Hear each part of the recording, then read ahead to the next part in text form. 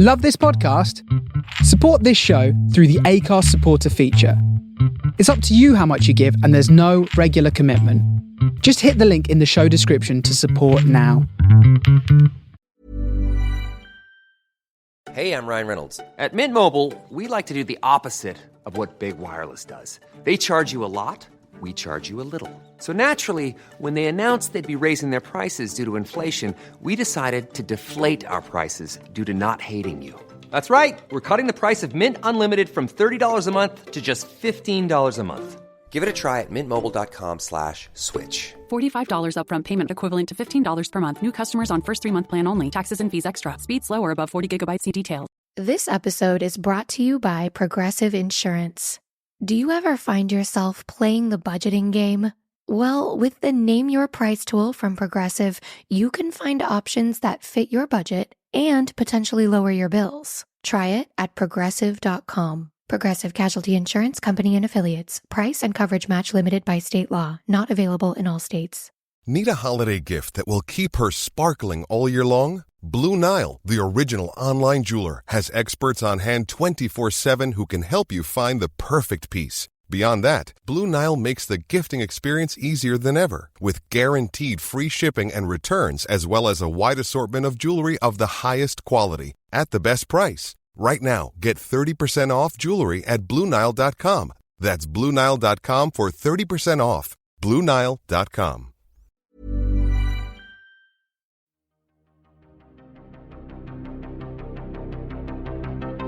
This is Writers on Film, the only podcast dedicated to books on cinema.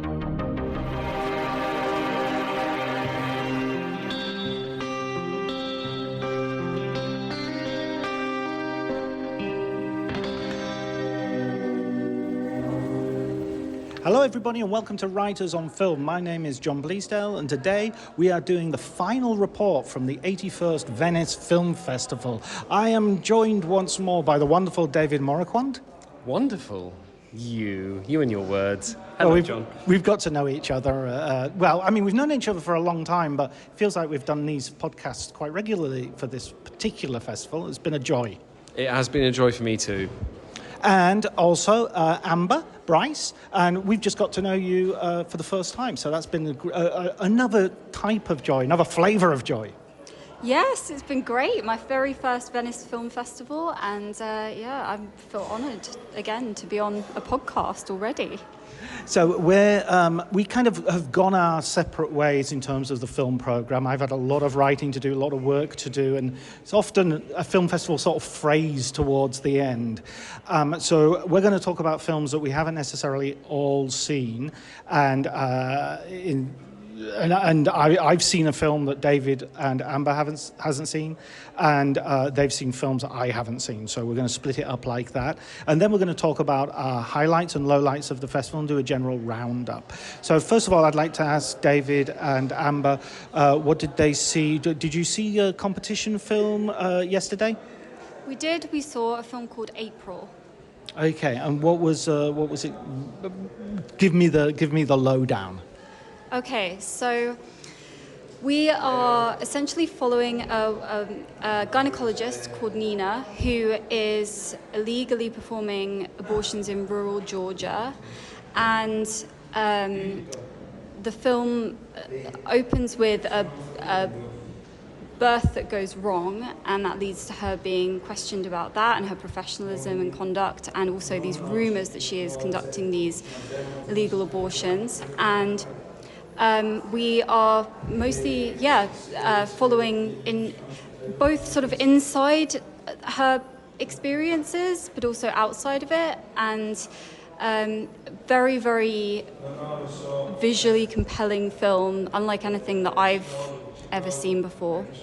It's a really serious subject by the sound of it as well. How is it handled? Is it handled very seriously? Is it is it a difficult watch, I guess is what I'm trying to say? It is a very difficult watch, yes. I think it's handled very, very well. It's handled very viscerally.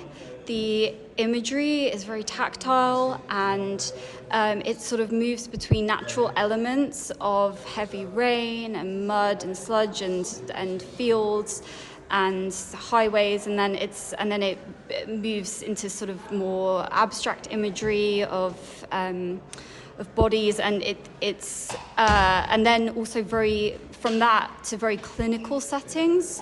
It never gives you any respite. A lot of the shots are very long and still, and you have this glaring surgical whiteness in some of the shots, and you're just sort of forced to sit in it. So I thought it was handled very well, because not only an exploration of the topic of abortion, but also of just like I felt like the female experience, and being a woman, like in particular Nina's experiences of trying to help people in a situation where she feels also quite powerless to help people, and is obviously she's told at one point from one of her colleagues, "You're a murderer," and at the same time we also experience the conflicts in her personality. She cruises around sleeping with random men, and she's also feels like a detachment she has from herself. She's very austere, and in herself she's kind of it's like she can't, despite being so empathetic and wanting to help other people, she's struggling to empathize with herself and connect with herself. Yeah, and I'm glad Amber took the lead on this one, because we saw it together, and it's one of those films, like, genuinely, I don't think I've seen anything like it in this year's competition, but it's also a remarkable achievement because it's the second film by Georgian director Dea Kulumbingashvili, and she directed a film called Beginning, which won in Locarno, and it is a genuinely stunning achievement, not only visually but just as the way it kind of really grabs you. And it's a very hard film to talk about, and I think Amber's done an incredible job in that respect, because I was left speechless by this. I came out just a little bit shell-shocked, not because what I'd witnessed was particularly, I mean, it's harrowing, it's difficult, it's a very, very important and very vital subject matter to be talking about, but also just the way it's done with a certain level of oniric, kind of dreamlike kind of atmosphere is incredibly brave, and I'd be very, very surprised if this left the festival empty-handed.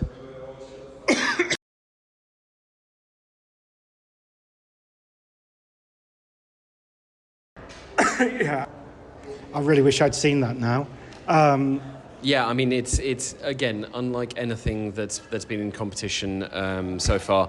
I wouldn't be surprised if the jury had any sense best director, because there's something about this film, specifically its use of negative space. There are these frames, and Amber and I were talking about this earlier on, like very empty. There are these slow pans, but there's also this, for lack of a better word, wobbliness sometimes to the frame. It's very destabilizing, and it's really a hard one to talk about. It's a film you experience, as cliched as that sounds. It's sort of like an immersive experience rather than just a sort of socialist document. Absolutely. Yeah, it feels quite fitting today because it's pouring down with rain in Venice, that actually that's how it made me feel watching it, being closed in by storm or rain, and this very sort of, it forces you to kind of sit. If you've ever had that feeling where you wake up in the middle of the night at 4 a.m. and you become very aware of the heaviness of the silence of the world and your own body, your like heartbeat, and we can hear Nina's breathing a lot in the background of scenes, and that's very much how it made me feel, sort of very like everything had been silenced, and I was forced to sort of sit in these quite uncomfortable scenarios and come to terms with it. But it's a hard one. Me and David were sort of talking again about how it's quite hard maybe to recommend to other people, because I think it will divide people. I did see some walkouts, some people leaving, I really, really liked it. I've not seen many walkouts this year in terms of obviously people walk out because they might have an interview, or they might have some other, sometimes you pop in to see the first half hour of film. We've all done it. A festival is a workplace as well as somewhere we come to enjoy cinema. But this festival hasn't had any sort of performative walkouts or you know what I mean? Right, and even with regards to booing and cheering, like there's been some clapping, there's been a fair bit of that, but I haven't heard that much in general. It's been quite a well-behaved edition on the whole. Yeah, I do like a little bit of booing every now and again. Here's a question, and maybe we'll leave that for the end. Remind me, and I'll come back to it. But ovations and the timing thereof. Let's leave that till later. But you saw another film this morning, David. Do you want to start with this one? Absolutely. It's called Stranger Eyes by Siu Hao Yo, which is the first Singaporean film ever in competition. And it's... To give it a log line is a little bit misleading because it when I read about it, it gave me a mix between potentially Michael Haneke's Cachet and elements of Lost Highway by Lynch, purely because it focuses on a couple whose baby daughter goes missing. And kidnapped, dead, we don't know. People are suggesting kidnapped, so they're flying with their parents, trying to find this daughter. And suddenly DVDs start appearing at their door. And these DVDs show their intimacy. They're being filmed from afar, whether they're in a supermarket, whether they're on their balcony and things like that, and it gets a little bit deeper than that. And essentially it becomes this kind of mystery about where do these DVDs come from? And strangely enough, I went into this thinking this is going to be a thriller, it's going to be really kind of... And it completely wrong-foots the audience because after the first third, you know exactly who's doing it. You know who the person is who's filming them. You follow them, so there's no great mystery to it. And then it goes into another direction, which is, I found quite interesting and a little bit destabilizing, not necessarily always in a good way, but you follow the stalker, essentially, and it is about voyeurism, about seeing, about being seen, and how that makes a person feel, not only the person who is the voyeur, but the people who are subject to that gaze, and how it can be both a negative and sometimes an empowering force to be seen in a certain light, and what that does to a person. And then in the third act of the film, it all comes rather beautifully together to tell the story about parenthood. And it's, like I said, very destabilizing because it really does sell you on being one thing, and it takes these very audacious swerves. And I wouldn't say it's one of my favourite films of the festival by far, but it's definitely audacious and it has the conviction of its beliefs. Unlike certain films I've seen at this festival, Joker. But at the same... Sorry. Disagree. You're probably right. And I think this one had a lot going for it. I don't know what its audience will be. It's hard to say if it's going to get a major international release, but very interesting that this was in competition and very well realised to the extent that it does everything it sets out to do and has a surprise factor to it. Amber? Yeah, I quite enjoyed this one, actually. That could be in part because I do love anything set in supermarkets or kind of, convenience stores. And there's quite a few moments where that's quite an important part to it. You've got a letterboxed list. You know what, John? I need to do that straight after this. So I like the look of it. I don't know if David will have got this kind of hints of like Rear Window and 1 hour photo in there, and I like the ideas of it, of kind of surveying other people's lives and those questioning surveillance in our lives and how much we are surveyed and how much we're all caught on camera and what that means, and also kind of the distance between people and how sort of we can be in our own lives and actually seeing ourselves from somebody else's perspective can be conflicting because it can make us feel very uncomfortable. But at the same time, there's an addictiveness to it of actually, I because I think we all sort of secretly dream, like I think of being John Malkovich, of like stepping into somebody else and being able to see ourselves from somebody else and not be trapped in ourselves. So I liked it for those ideas. That sounds great. Again, it's one.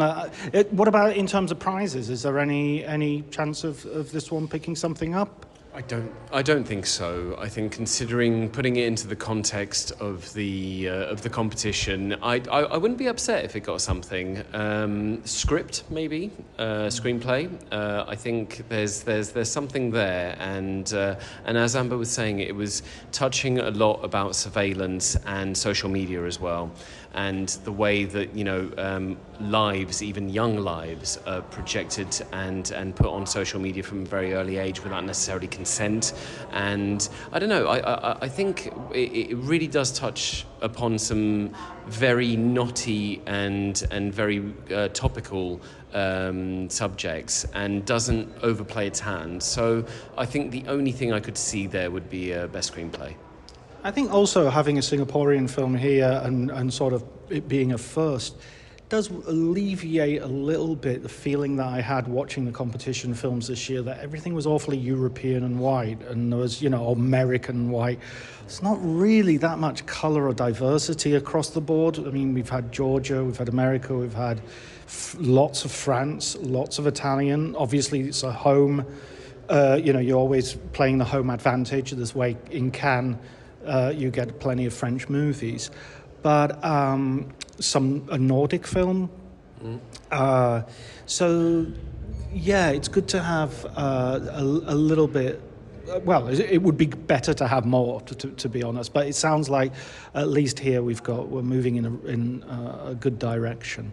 I'm going to talk briefly about the film that you guys didn't see, which is called Russians at War, and is by, let me get my old man glasses out, Anastasia, what does that say?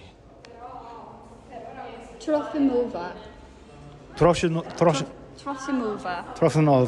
It's just written in very small writing. It's not me. It's my old man eyesight rather. I can't do it. Yeah, it's tiny, isn't it? It's Trofimova.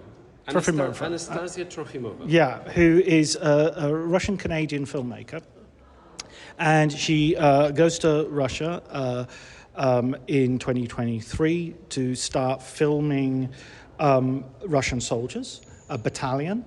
And she embeds with this battalion, and she goes and she films them and gets portraits of them in a sense, and you see them of all different ages. There's like 40-year-old, 50-year-olds. There are sort of former drug addicts. There are kids out of school. There are people who have joined up for patriotic reasons, people who've been drafted.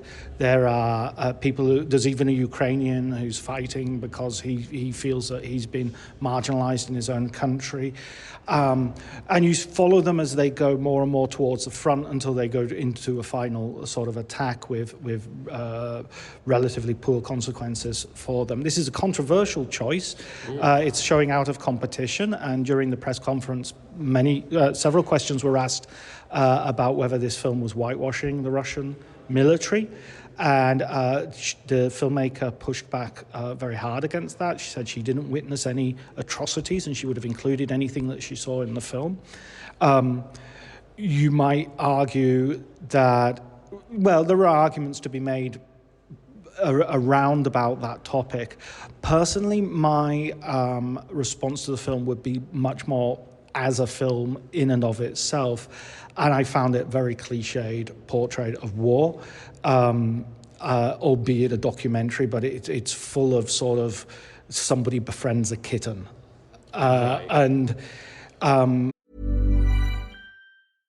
Hey, I'm Ryan Reynolds. At Mint Mobile, we like to do the opposite of what Big Wireless does. They charge you a lot, we charge you a little. So naturally, when they announced they'd be raising their prices due to inflation, we decided to deflate our prices due to not hating you. That's right. We're cutting the price of Mint Unlimited from $30 a month to just $15 a month. Give it a try at mintmobile.com/switch. $45 upfront payment equivalent to $15 per month. New customers on first 3-month plan only. Taxes and fees extra. Speed slower above 40 gigabytes. See details. Ready to pop the question? The jewelers at BlueNile.com have got sparkle down to a science with beautiful lab-grown diamonds worthy of your most brilliant moments. Their lab-grown diamonds are independently graded and guaranteed identical to natural diamonds, and they're ready to ship to your door. Go to BlueNile.com and use promo code LISTEN to get $50 off your purchase of $500 or more. That's code LISTEN at BlueNile.com for $50 off. BlueNile.com, code LISTEN. I think there is, and even in terms of the whitewashing accusations, we are watching soldiers in performing duties which do not involve acts of aggression and violence. They're collecting the wounded, they're collecting the dead, they're performing duties like dropping off charity parcels to old babushkas in bombed out villages. And they're the victims of violence. When they attack, they're roundly defeated, and they're victims to some degree of their own incompetence as well. One of them accidentally drops a grenade on himself from a drone. And I do feel that partiality is there. I think there is a valid argument, but beyond the partiality is just the simple fact that it very much looked like tired, cliched war porn to me. And even the filmmaker herself, who includes herself in the documentary in a sort of like, we're going here and we're going there, and the commander doesn't know I'm here, and her story is part of that. Giving it in a voiceover felt a little bit like it was unaware or lacking in self-interrogation. And I've seen so many films documentaries recently that have come from the Ukrainian side, which have actually challenged how film documentaries are made. One very strong contender was a film called Real, which showed Carlo Vivari, and which was essentially a B-roll of someone who just happened to leave his GoPro on, and filmed the entirety, 90 minutes, until the film ran out or the card was full, of them being pinned down under fire. And in its utter crude nakedness, they didn't know the camera was on. You had this real picture of not necessarily what's going on, or because it's only a very short moment in a very long war, but just the fact of releasing that felt to me it had much more bravery and much more interest involved in the idea of what a war documentary can and should be. That's interesting. I'd be interested in seeing that. But what was the name of this one, the GoPro one that you mentioned? Real. Okay, I'll have to look that up. I haven't seen it. Yeah. It's, there's an argument that it's not, properly speaking, a film, because there's no one behind the camera, there's no one directing it, there's no one. The audio is just what you hear. It's just basically a live camera and a live mic. But in a sense, that's what we watch on YouTube all the time, people having car accidents, being captured by traffic cameras or GoPros on motorcycles. Yeah. So in a sense, it's an extension of that. And it's more to do with the presentation of it in a major film festival, which makes it into a work of art rather than any artistry. It's the lack of artistry which makes it into a statement, whereas this has the fingerprints and manipulation all over it. It's obviously edited it's heavily edited, it's got a voiceover, the shots have been framed, the sunsets have been captured, there are straight-to-camera interviews, and there's even like a marriage proposal where the camera person's sort of hidden in a corner in order to capture it. And it feels a little bit to me manipulative. I think the acid test here is, if I swap the flags round, would I think, is this a piece of propaganda? And I think in all fairness, I would. I think I would watch this. There was a Ukrainian documentary 3 or 4 years ago, before the war, called Trenches. Yes. And I remember thinking, this is really just propaganda. As much as I might side with a certain side. Again, this is before the Russian invasion, so my knowledge of it was much less acute, or much less. I was much less aware of it. But I think, it's. I think I could look at that and say, yeah, this is just propaganda, whether I agree with it or not. So I'm willing to sort of stand by my judgment of this film as well. You know, I've just written a review of it, and I sort of put at the top, you know, to what extent can we trust ourselves when we're looking at something which is about an ongoing conflict, you know?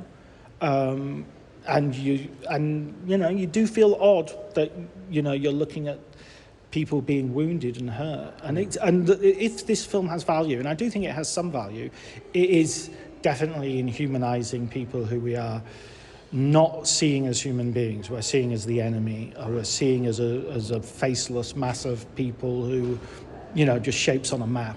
I think that is an important thing. And someone did ask a question about, is it right to humanize the Russians? And it's like, well, that's a ridiculous question. Right. You don't humanize human beings, they're human. You know, you dehumanize people. Yeah. And that's, you know, when you flip the question, it becomes obvious, you know. Okay, let's get on to sort of a roundup of the festival and sort of highlights and lowlights. So, Amber, what do you think? You came a little bit later on than us, but what have been your highlights of the festival? And this can be films, but it can also be general experiences. So, yeah, I haven't obviously seen anywhere near as much as David, but of the things that I have seen, I would say highlights include Queer, April, and there was a lot of stuff that I did like in The Room Next Door as well, because I'm a big Almodovar fan, so that was really exciting to see. I'm trying to think what else in terms of highlights. I think really probably Queer was the big one for me. For the festival experience itself, just being in this little bubble of movie fans and getting to experience it feels like a dream. It's even though today obviously it's quite a different mood here because of the weather. It just feels very special, but it does feel like I've stepped out of reality completely.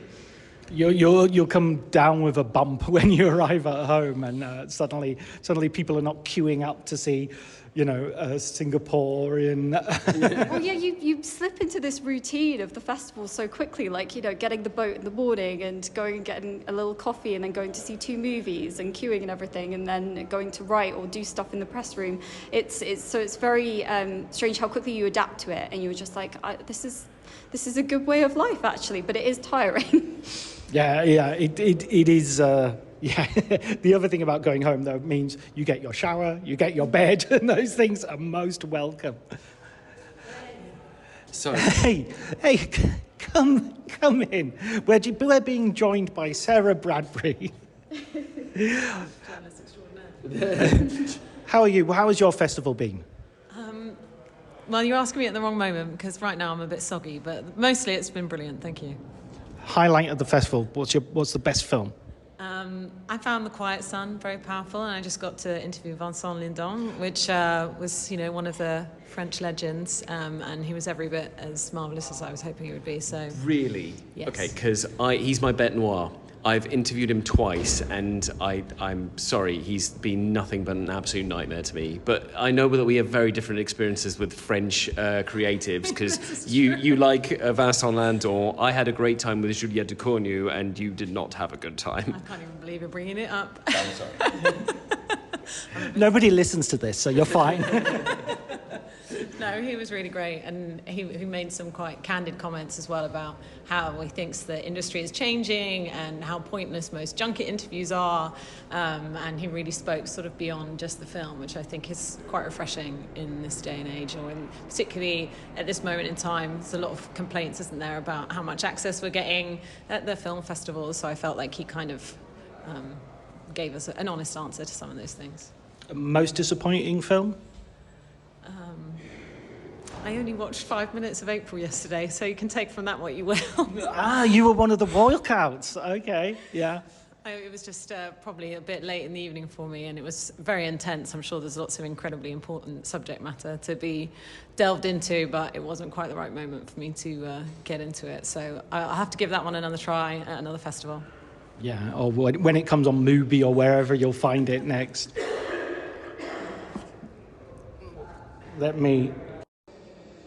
Okay, thanks, Sarah. David? Highlights, I think The Brutalist is still up there. Like Amber, I really enjoyed Queer and bite your lip, Sarah. And what was April as well. And I totally see what Sarah was saying about that, but it really, really worked for me. And Room Next Door, I have to admit, just it is like the usual candidates. There's not been like a major surprise this year for me. And Lowlight's Joker, Folie deux. I know I'm wrong, John. I really do. That and a lot of the French films, actually, I found very kind of middling at best. But yeah. Eminently missable. Yes, absolutely. Like, cute. They were cute. Lots of people kept saying to me, and some of these people were French, very French. I'd say, what's the new French film like that's playing tomorrow? And they're like, oh, it's very French. So that's sort of become a category of criticism. You didn't like Queer? Oh, no, I didn't see it. I don't even know what that comment was about. No, because I thought if I was saying, I had a really, really good time with Queer, that you were going to make some sort of double entendre or something like that. Or I don't know. I mean, I don't know what to expect. You've arrived. It's like an absolute tornado. I'm sweating. I don't know. Like, it's very unsettling. We can see. I wasn't a fan of Queer, to tell you the truth. I think that's probably one of my lowlights of the festival. Yeah. I just found Danny Craig. I just don't think he's a good actor. Oh, how dare you? Yeah, no, shots fired. I think he's the typical James Bond actor. He's a really good James Bond actor, because James Bond actors shouldn't be good actors. Because if they're good actors, they should go off and do acting. And James Bond is more of an athletic role. The exception to that is the first James Bond, Sean Connery. Have you seen Enduring Love with Daniel Craig? No. Okay, well, you should, because there are a handful of Daniel Craig. I do see what you mean about Daniel Craig. I love how you call him Danny Craig, by the way. You're big mate. But basically, Layer Cake, Enduring Love, and a film called The Mother. And those three films might convert you. At least they'll be like, oh, okay, I see what you're doing. Because I'm not a huge fan of the Knives Out. I enjoy the films, but I don't think it kind of particularly stretches him, like, acting-wise. But and neither do I think that Queer is his best performance. To me, it's still Enduring Love. But yes, do check that one out. Okay, I'm willing to be persuaded. But, according to your record so far, I've not got a ton of faith. Highlights, though, to go on as something a bit more positive. Well, I loved Brutalist. I thought that was probably the highlight of the festival, the best film of the festival so far. Loved Baby Girl, which I thought was excellent. Was really sexy and funny and fun. And I think we don't get enough of that. And that's, going back to April, which I didn't see either, there is a worry I have when you're talking about it earlier, when I'm listening to it, of like, will anyone want to watch this film outside of a festival context?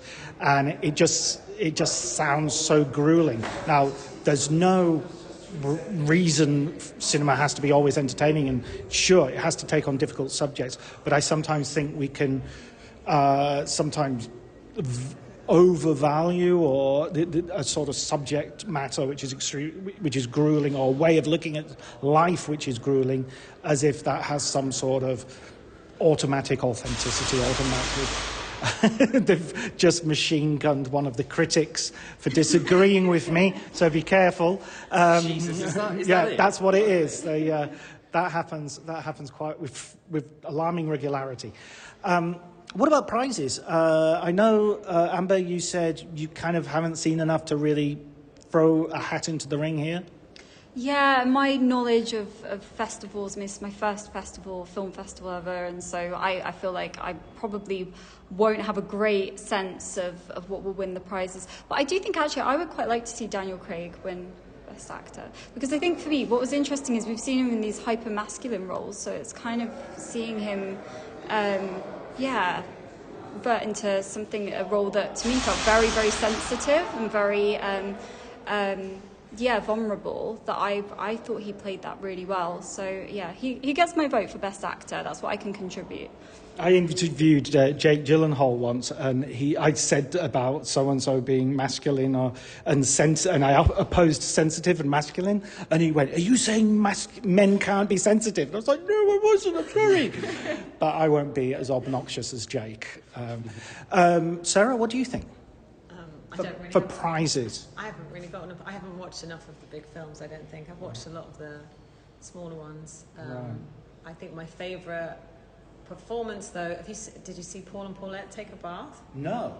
It's like very quirky. I think it's going to be very divisive. I don't think everyone would like it, but the actress in that plays Paulette, Marie, someone, is amazing. She just literally, it's like a really nuanced, quirky character. You don't know where it's going to go at any point, and it's because it's like, from the outside, it's like it's a rom-com or something, but then just at every turn, it completely subverts all your expectations, and her character in particular is brilliant. So that was my favourite performance. Oh, excellent! I'm definitely going to put that down in my Letterboxd watch list. It's very dark, though. It's like it goes to some strange places. The Guardian review was not on board, but I quite like the fact that it's, people are brave enough to do things that isn't going to please everybody.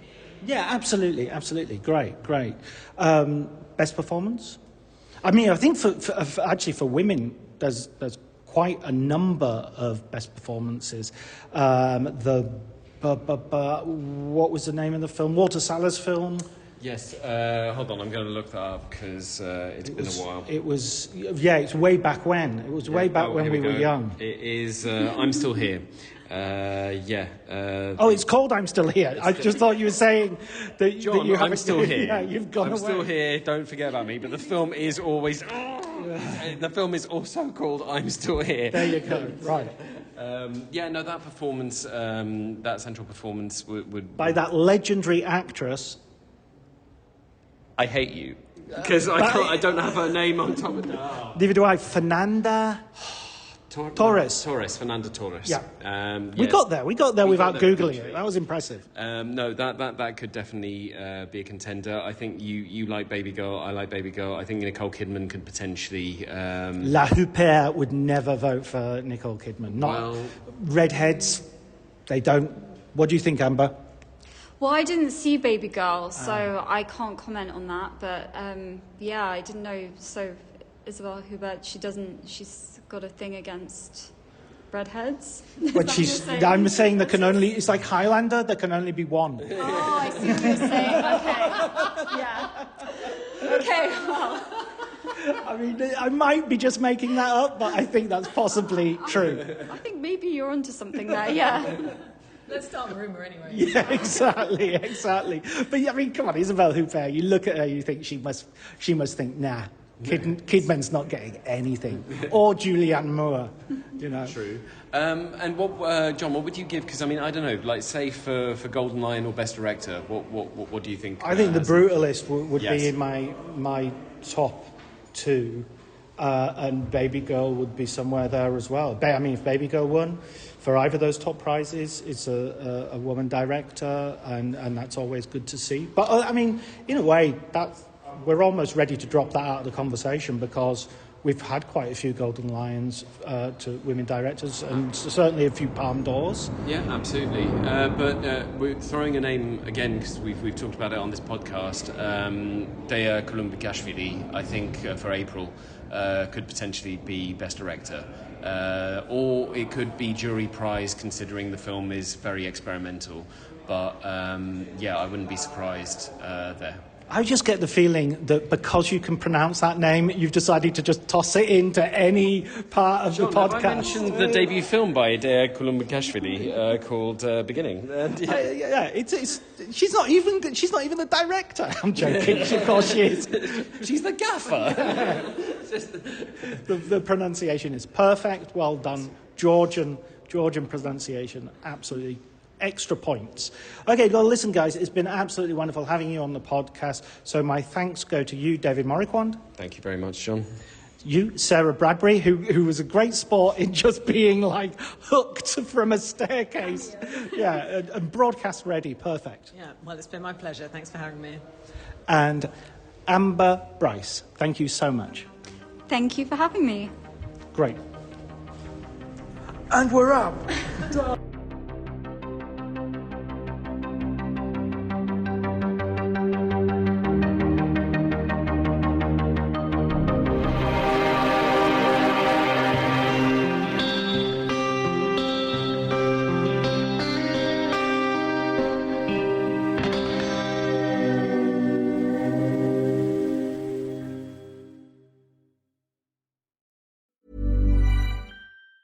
$1-800-Flowers.com knows that a gift is never just a gift. A gift is an expression of everything you feel and helps build more meaningful relationships. 1-800-Flowers takes the pressure off by helping you navigate life's important moments by making it simple to find the perfect gift. From flowers and cookies to cake and chocolate, 1-800-Flowers helps guide you in finding the right gift to say how you feel. To learn more, visit 1-800-Flowers.com/ACAST. That's 1-800-Flowers.com/ACAST. Cue the fireplace and your favorite fall movie. There's nothing better than a cozy evening at home with a glass of First Leaf wine. First Leaf is a personalized wine club that delivers right to your door. Sounds magical, right? They get to know your favorite tasting notes, which varietals you enjoy, and whether you prefer sweet or dry wines. So in every shipment, you get bottles tailored to your unique palate. Go to tryfirstleaf.com/fall to get your first 6 wines for just $44.95 with free shipping. What makes a great pair of glasses? At Warby Parker, it's all the invisible extras without the extra cost. Their designer quality frames start at $95, including prescription lenses, plus scratch-resistant, smudge-resistant, and anti-reflective coatings, and UV protection, and free adjustments for life. To find your next pair of glasses, sunglasses, or contact lenses, or to find the Warby Parker store nearest you, head over to warbyparker.com. That's warbyparker.com.